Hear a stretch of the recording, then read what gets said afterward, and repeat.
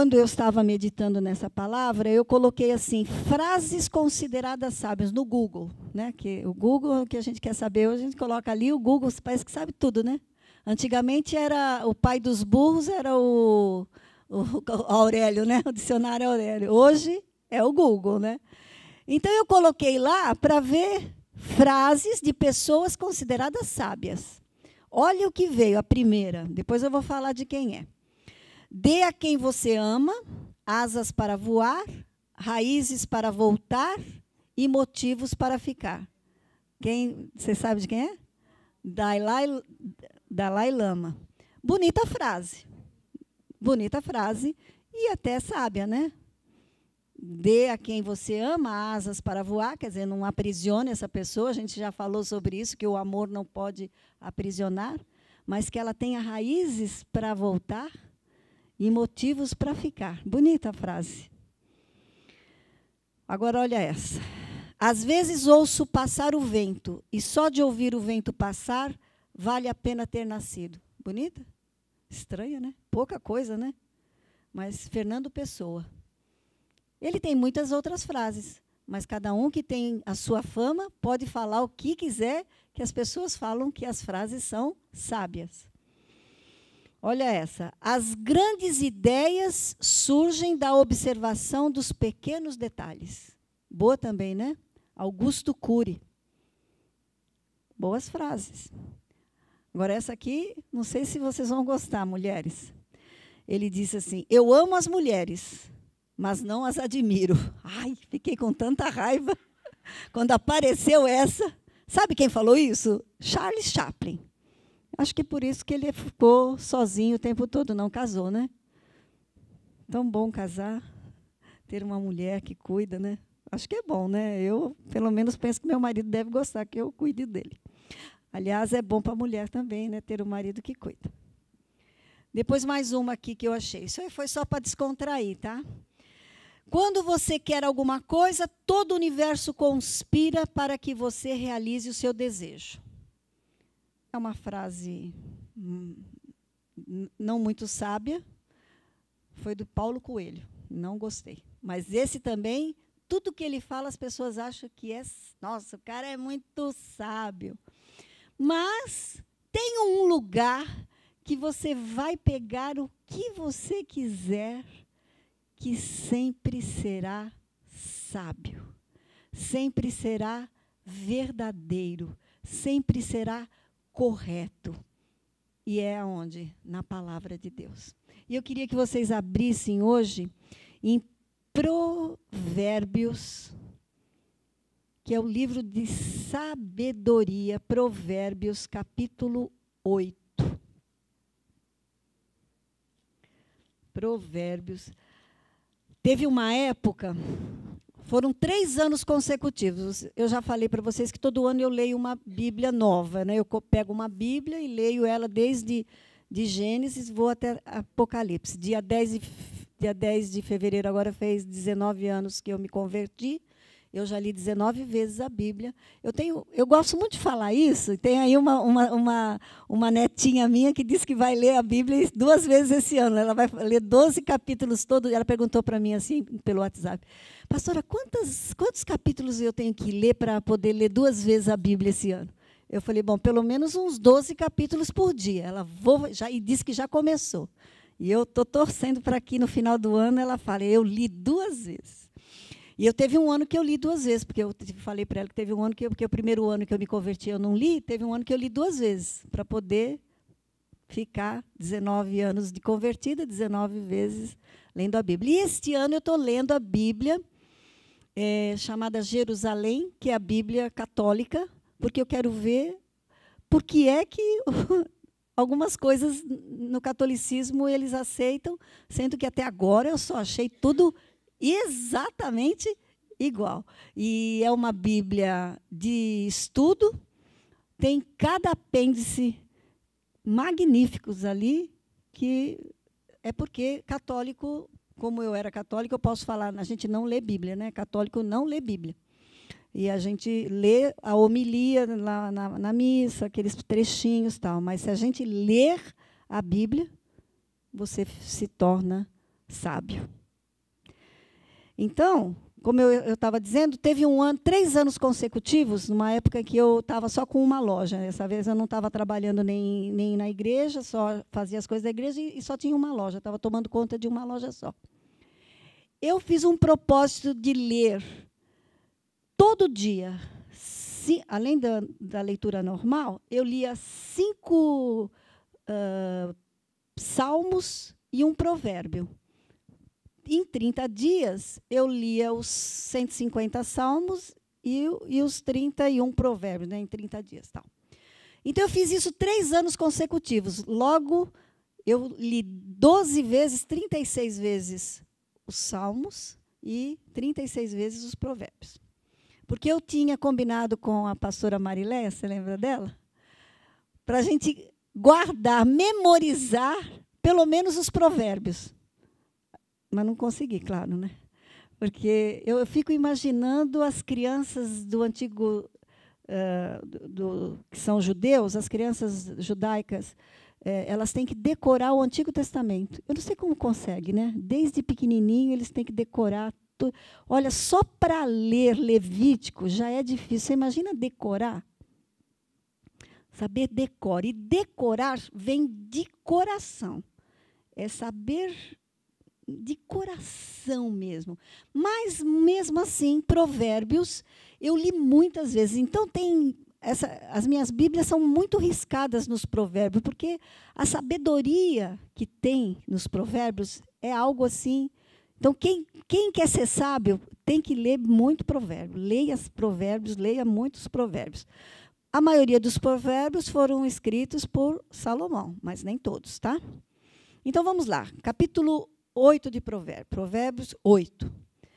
Tem um título chamado de sabedoria, ou chamado da sabedoria. Está chamando as pessoas para a sabedoria. A sabedoria está clamando. O discernimento ergue a sua voz nos lugares altos, junto ao caminho. Nos cruzamentos ela se coloca. Ao lado das portas, à entrada da cidade, portas adentro, ela clama em voz alta. A sabedoria está clamando, ela está chamando. Em todos os lugares ela chama. Ela está fazendo com que nós tenhamos que prestar atenção para a sabedoria. E ela diz assim: a vocês, homens, eu clamo, a todos levanto a minha voz. Vocês, inexperientes, adquiram prudência. Quem é inexperiente, para não fazer nada errado, tem que adquirir prudência. Prudência faz parte da sabedoria. E vocês, tolos, tenham bom senso. Vocês já viram como as pessoas tolas não têm senso? Ele é sem noção, né? Então, o tolo tem que adquirir sabedoria, porque senão ele fica sem noção. Faz certas coisas que não dá. Assim, não acredito que a pessoa fez aquilo. Porque ele é tolo. As pessoas tolas são falta de entendimento, são faltas de sabedoria. Ela continua dizendo no verso 6, ouçam, pois tenho coisas importantes para dizer. Os meus lábios falarão do que é certo. A sabedoria não vai falar nada que não seja certo, que não seja correto, que não seja de bom proveito para as nossas vidas. A sabedoria diz assim no 7, minha boca fala a verdade, pois a maldade causa repulsa aos meus lábios. Nunca a sabedoria vai falar coisas malignas, coisas que vão trazer mal às pessoas. Muito pelo contrário, ela vai falar a verdade. Todas as minhas palavras são justas. Nenhuma delas é distorcida ou perversa. Para os que têm discernimento, são todas claras. Você sabe que essa palavra discernimento faz parte das minhas orações praticamente todos os dias. Eu peço a Deus, Senhor, me dá discernimento. discernimento dos espíritos, discernimento das pessoas, para que eu não seja enganada, porque a sabedoria que vem do alto não nos deixa ser enganada.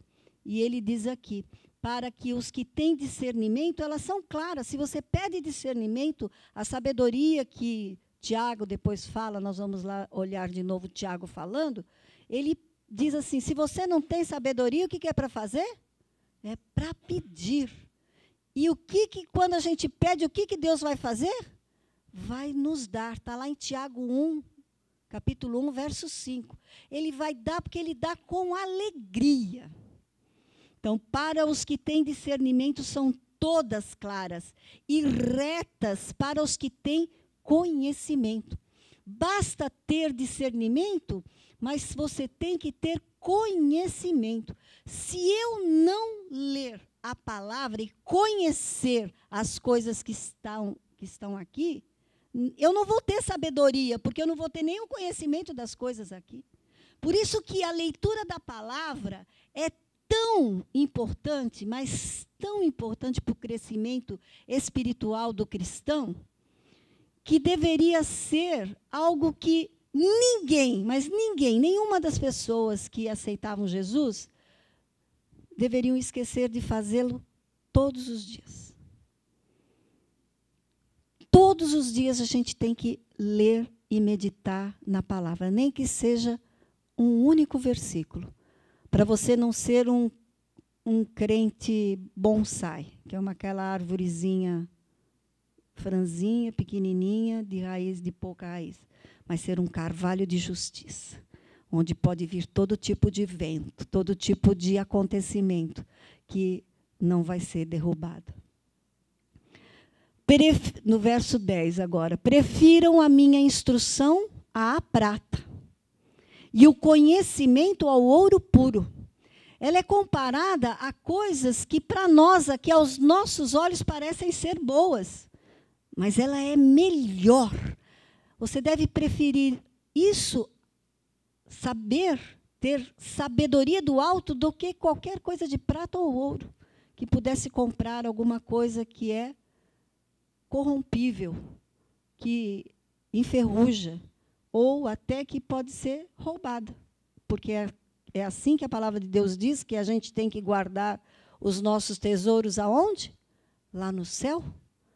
E quando você é sábio, ninguém pode roubar a sabedoria da sua vida, nem o seu conhecimento, nem o seu discernimento, nem o seu entendimento. Pois a sabedoria, ela é mais preciosa do que rubis. Nada do que vocês possam desejar compara-se a ela.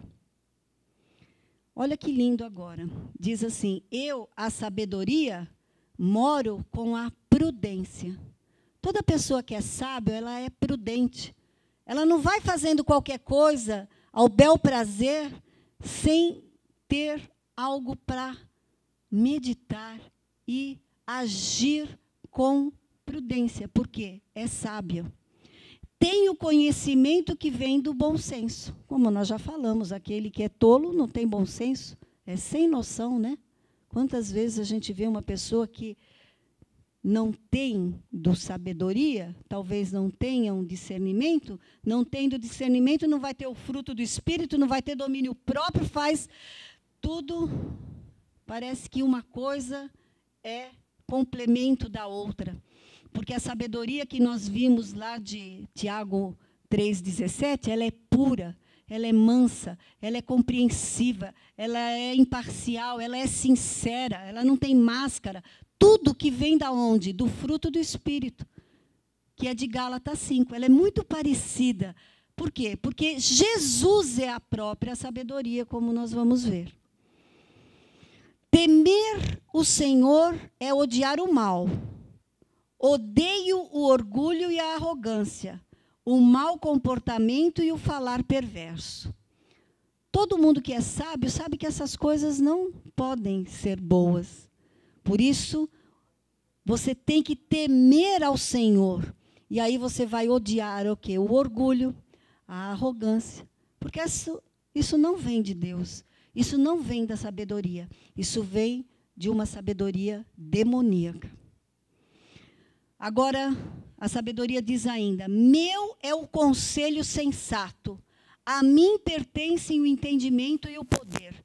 Todas as vezes que você tem que buscar um conselho de alguém, é tão bom a gente saber para quem a gente pode pedir conselho, né?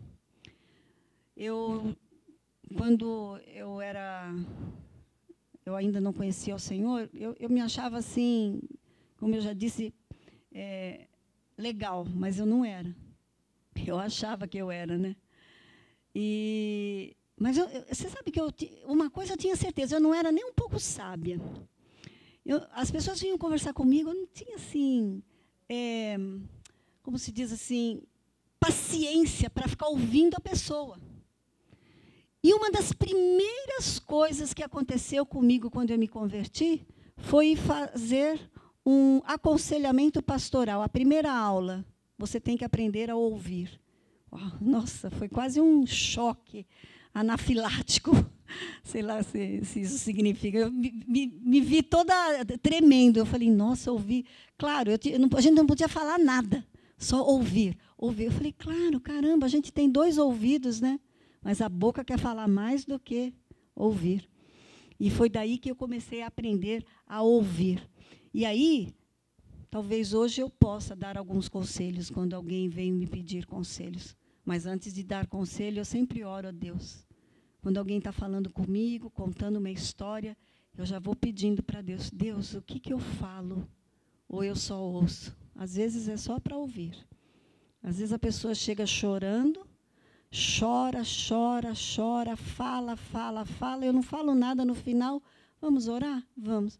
Ela vai embora. Eu não falei nada, mas ela achou, ai, que delícia que foi, que maravilhoso.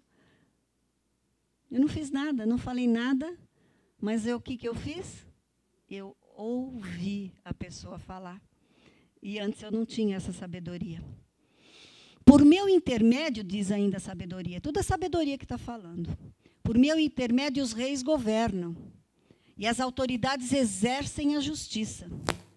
Também por meu intermédio, governam os nobres, todos os juízes da terra. Que bom se todos os juízes, governadores, fossem sábios, com sabedoria do alto.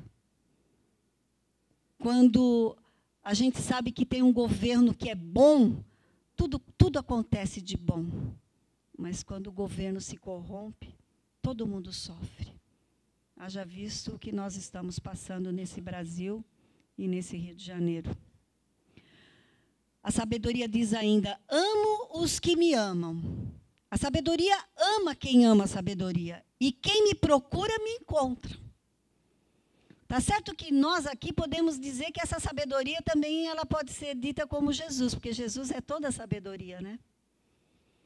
Comigo estão riqueza e honra, prosperidade e justiça duradoura. Você quer ter riqueza, quer ter honra, prosperidade e justiça? Tenha sabedoria. Busque a sabedoria do alto. Por isso que essa campanha de 7 semanas sobre sabedoria, eu tenho certeza que não virá sabedoria somente espiritual para vocês. Diz que ela vem acompanhada de riqueza, honra, justiça, prosperidade duradoura. E eu creio porque é a palavra de Deus que está dizendo. Ela diz ainda, meu fruto é melhor que o ouro, do que o ouro puro. O que ofereço é superior à prata escolhida. Ela está repetindo o que ela já disse em cima. Ando pelo caminho da retidão, pelas veredas da justiça, concedendo riquezas ao que me amam e enchendo os seus tesouros. Não é uma vez, repetindo 2 vezes, que quem busca sabedoria tem tesouros, tem riqueza. Mas quem criou a sabedoria? Foi o Senhor. O Senhor me criou como o princípio de seu caminho. Antes das suas obras mais antigas, na construção do mundo, a sabedoria foi criada antes mesmo de Deus fazer todas as coisas. Olha o que ela diz. Fui formada desde a eternidade, desde o princípio, antes de existir a terra. Nasci quando ainda não havia abismos, quando não existiam fontes de águas. Lembra que em Gênesis diz que o Espírito pairava pelo abismo e havia um caos? A sabedoria vem antes disso, porque ela foi criada anterior a isso. Ela estava com quem? Com a Trindade, o Pai, o Filho e o Espírito Santo. Então, se a sabedoria está com a Trindade, nós temos buscado a Deus em todo o tempo. Então, a sabedoria tem que estar dentro de nós. Ela é um ingrediente que vem de graça para as nossas vidas. Nós temos que buscar, como se busca a prata, como se busca o ouro, entrar nas profundezas do Senhor. Nasci quando ainda não havia abismo, quando não existiam fontes de água. Antes de serem estabelecidos os montes e de existirem colinas, eu nasci. Ele ainda não havia feito a terra, nem os campos, nem o pó com o qual formou o mundo, nem o pó com o qual formou o primeiro homem, que somos nós hoje, pó da terra. O pó foi feito após a sabedoria ter estabelecido. Quando ele estabeleceu os céus, lá estava eu, diz a sabedoria. Quando traçou o horizonte sobre a superfície do abismo, quando colocou as nuvens em cima e estabeleceu as fontes do abismo, quando determinou as fronteiras do mar para que as águas não violassem a sua ordem, quando marcou os limites dos alicerces da terra, eu estava ao seu lado e era o seu arquiteto. Dia a dia eu era o seu prazer e me alegrava continuamente com a sua presença. Olha o que é a sabedoria. Tudo isso é a sabedoria que está disponível para as nossas vidas, aquela que vem do alto. Eu me alegrava com o mundo que ele criou e a humanidade que me dava alegria. Ouçam-me agora, meus filhos, como são felizes os que guardam os meus caminhos. Ouçam a minha instrução e serão sábios, não a desprezem. Como é feliz o homem que me ouve, vigiando diariamente a minha porta, esperando junto às portas da minha casa. Pois todo aquele que me encontra, encontra a vida e recebe o favor do Senhor. Mas aquele que de mim se afasta, a si mesmo se agride. Todos os que me odeiam amam a morte. Parece incrível que alguém não possa amar a sabedoria. Mas, às vezes, a pessoa acha que está amando a sabedoria correta. Mas a sabedoria que vem do alto é a correta. E a sabedoria que vem do alto só vai ser passada para cada um de nós se nós buscarmos na palavra. E essa palavra, a gente sabe que é o Senhor Jesus. Porque Ele é a palavra, Ele é o verbo. No princípio era a palavra estava com Ele.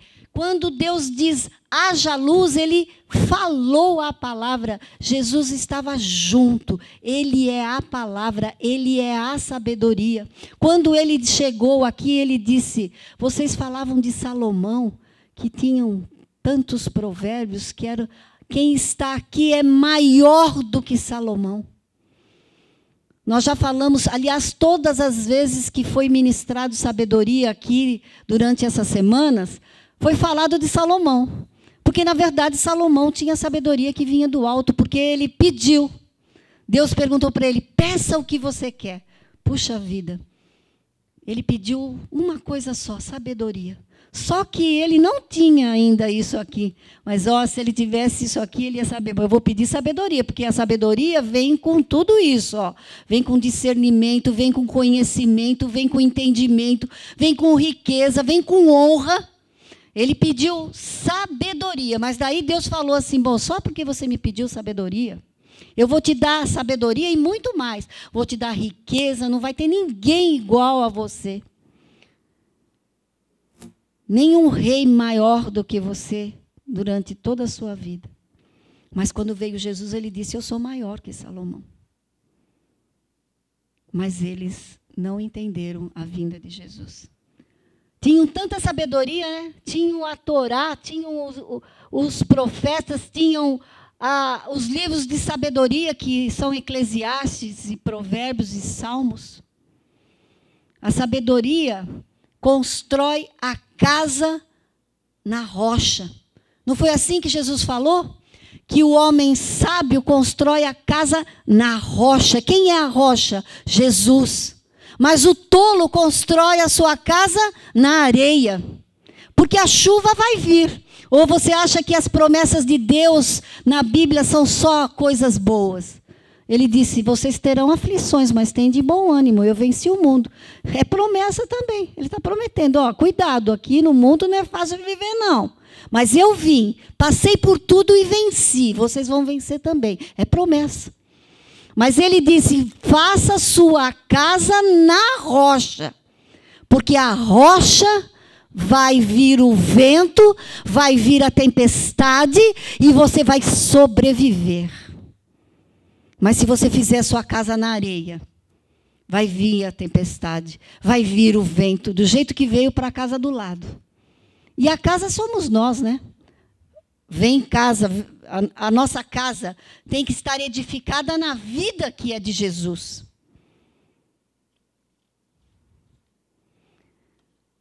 Em Provérbios 9:10, que logo depois, ele está passando aí, que bonitinho. Hoje nós temos, né, a parte técnica toda aí bonita, né? Eu vi que estava todo mundo olhando para cima, eu ia olhar. Agora no Provérbios 9:10 diz assim, que o temor do Senhor é o princípio da sabedoria, e o conhecimento do santo é entendimento. O temor do Senhor não é tremer de medo dele, não. O temor é ter a preocupação de não desagradar a Deus. É isso que significa temor. Eu amo tanto ao Senhor que eu não quero desagradar ao Senhor. Como é que nós não desagradamos ao Senhor? Obedecendo aos seus mandamentos. Porque ele disse, se você tem os meus mandamentos e os guardas, esse é o que me ama, diz João 14. Aquele que tem os meus mandamentos e os guarda, esse é o que me ama. Então, se eu quero ter entendimento do santo, eu tenho que vir buscar a sabedoria do alto. E a sabedoria do alto nos traz uma vida, e vida com abundância. Porque foi assim que Jesus disse, que o inimigo veio para matar, roubar e destruir, mas ele veio para dar vida e vida com abundância. Sabe qual é essa abundância de vida? É a eternidade. E a eternidade não é algo que vai acontecer daqui a alguns anos, quando a gente morrer, ou quando Jesus voltar para buscar a sua igreja, não. A eternidade, diz lá em João 17, que eu gosto muito dessa oração de João 17, porque Jesus orou pelos seus discípulos, orou por ele e por nós. Em João 17, no verso 3, ele exemplifica, ou ele define o que significa vida eterna. Ele diz assim, esta é a vida eterna. João 17, 3. Achou? Achei que ela estava... Achou, dona mocinha? Está conversando. Achou? 17, 3. Ela estava... Ele já pôs lá em cima, não fica procurando, olha ali. Pronto. 17, 3 diz assim, esta é a vida eterna, que te conheçam, o único Deus verdadeiro, e a Jesus Cristo a quem enviaste. Então, se você conhece ao Deus verdadeiro que enviou Jesus Cristo para morrer na cruz por nós, a vida eterna já começou para você.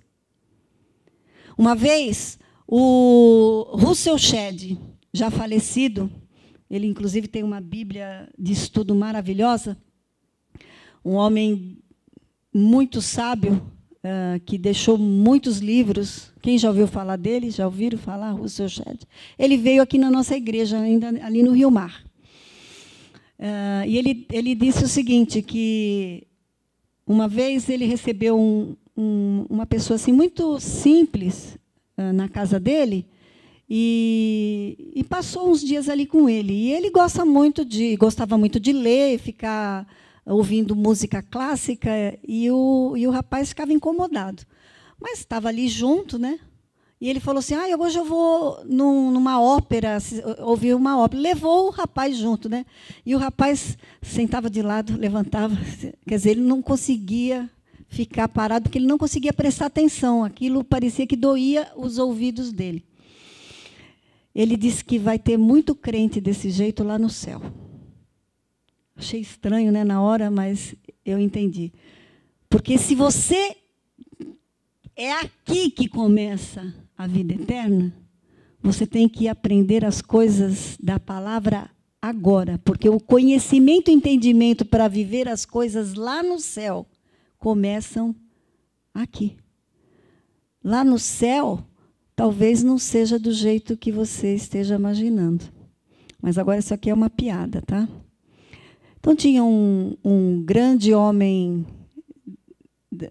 público, um político. Ele faleceu e ele foi lá no céu, chegou lá no céu, o anjo falou assim, você tem 2 opções, você pode escolher. A primeira opção é ir até o inferno, olhar o inferno, e depois vai até o céu e olha o céu. Tem essa opção? Tem. Então ele chegou, pegaram um elevador, desceram até o inferno. A hora que abriu a porta do elevador, aquele lugar verde, tudo lindo, uma porção, muitos amigos dele lá tomando um whisky, umas mulheres bonitas, umas músicas gostosas. E o senhor diabo lá acenou para ele. Ele, puxa... Ele falou, mas eu posso ficar um pouco aqui? Pode ficar. E daí o político foi lá, fez o socialzinho dele, daí o anjo falou, acabou o tempo. Agora você precisa ir conhecer o céu. Precisa mesmo? Precisa. Você tem que decidir se você quer ficar no céu ou quer ficar no inferno. Aí ele subiu e foi para o céu. Chegou lá no céu, tudo branco, tudo clarinho. Não tinha nada, não tinha música, só tinha lá umas harpas, uns violinos, aquele marasmo. Ele falou, a gente não faz nada aqui, não? Não tem assim uma bebidinha, não tem um pagode, não tem nada? Ele falou assim, não, aqui é assim. O senhor não está gostando, não? Ele falou assim, posso falar a verdade? Não estou gostando. E aí o anjo perguntou, e o que você prefere? Você quer ficar aqui ou você quer descer? Não, eu acho que eu prefiro ir lá. Aí, então tomaram ele, olha, mas não tem volta, hein? Ele falou, tá bom, desceram. A hora que desceu, abriu a porta, aquele fogo, aquele cheiro de enxofre. Ele falou, ué, cadê aquele gramado que estava aqui? O diabo disse assim, é que ontem nós estávamos em campanha. Hoje a gente já ganhou o seu voto. Acho que muita gente conhecia essa piadinha, né? Por isso que não riram muito, tá bom. Mas vocês podiam dar uma risadinha, pelo menos, né? Mas é isso assim, entendeu? Tem gente que vai achar que a vida vai ser algo parecido aqui. Não. Nem olhos viram, nem ouvidos ouviram, nem jamais penetrou o que Deus tem preparado para aqueles que o amam. Já pensou com todas essas coisas que aqui a gente já acha muito bonito? Lá no céu, diz que vai ter coisa muito mais. Eu, às vezes, fico... para a nossa mente é pequena, né? Não dá para imaginar tanta maravilha que Deus já nos deu, e Ele diz que teremos muito mais lá. Basta que teremos a presença dEle constante. Lá nós não teremos mais o sol, porque Ele será a nossa luz. Lá nós não teremos mais choro, nem lágrimas, porque as nossas lágrimas serão secadas. Nem precisaremos mais de canal lacrimal. Acho que nem vai ter mais esse furinho aqui. Vamos ter um corpo resplandecente. Mas essa é a sabedoria. Mas e hoje a minha última fala era da imparcial e sincera. Toda essa sabedoria que nós tivemos aprendido todo esse tempo, a pura, que é não contaminada, sem qualquer defeito moral, sem motivos exteriores, livre do espírito faccioso, livre de ambição, que eu já não lembro quem falou, acho que a primeira pura fui eu mesma, né? Você falou qual, Eliane? Eu também não lembro agora. Não, 3:17 eram todas, né? Mas você falou, depois teve a pacífica. A pacífica é sabedoria que não faz contenda, nem é facciosa e não busca seus próprios interesses. A pessoa busca pacificar todas as coisas. Amável e compreensiva, que no grego o termo é razoável, cheia de consideração e moderada.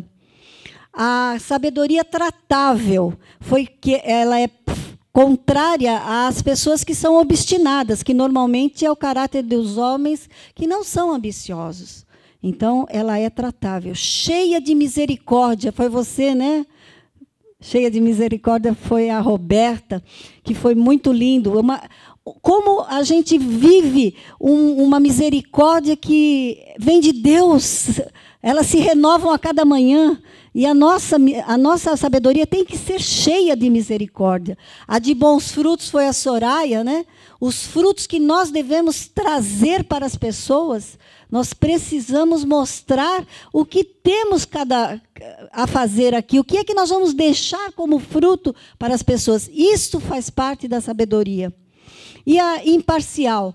Toda vez que uma sabedoria ela é imparcial, ela não se conduz a nada à pessoa própria, mas sim pensando em cada uma das pessoas como a mim mesmo.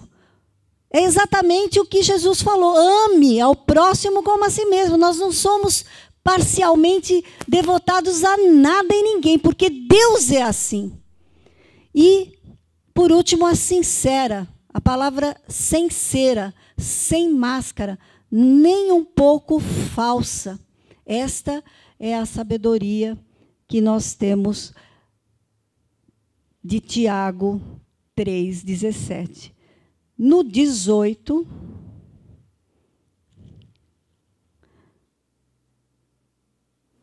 termina dizendo assim: o fruto da justiça semeia-se em paz para os pacificadores. Os pacificadores receberão tudo de Deus. Porque quando Jesus veio e disse, lá em Mateus 5, no Sermão do Monte, ele diz, bem-aventurados os pacificadores. Aquele que traz paz. E a sabedoria só pode trazer a paz, a harmonia, a alegria de estar vivendo para Deus, para o próximo, para que os nossos frutos, a nossa visão de vida seja passada para o outro. Mas nós só teremos isso se nós tivermos a sabedoria que vem do alto. Pode vir aqui no... Quando nós nos entregamos ao Senhor Jesus, Ele vem morar dentro de nós. Ele vem com tudo o que Ele é, tudo o que Ele tem, e é de graça. Nós não precisamos fazer absolutamente nada. A única coisa que nós fazemos é uma palavrinha desse tamanho, crer. Crer no Senhor Jesus. Ele vem com esse pacote, com a sabedoria que vem do alto, com a sabedoria que faz a gente ter uma visão de mundo diferente do que a realidade é mostrada aí fora. Sabedoria do alto faz a nossa casa na rocha, cuja rocha é Jesus. Feche seus olhos. Se você quiser repetir essa oração comigo, repita. Ninguém precisa ouvir. Somente Deus é que tem que olhar para o seu coração, porque a palavra de Deus diz que se nós crermos no coração e confessarmos com a nossa boca que Jesus é Senhor da nossa vida, entregando a nossa vida ao senhorio do Senhor Jesus, nós seremos salvos. Seremos salvos e viveremos a eternidade na presença de um Deus que está preparando um lugar para nós.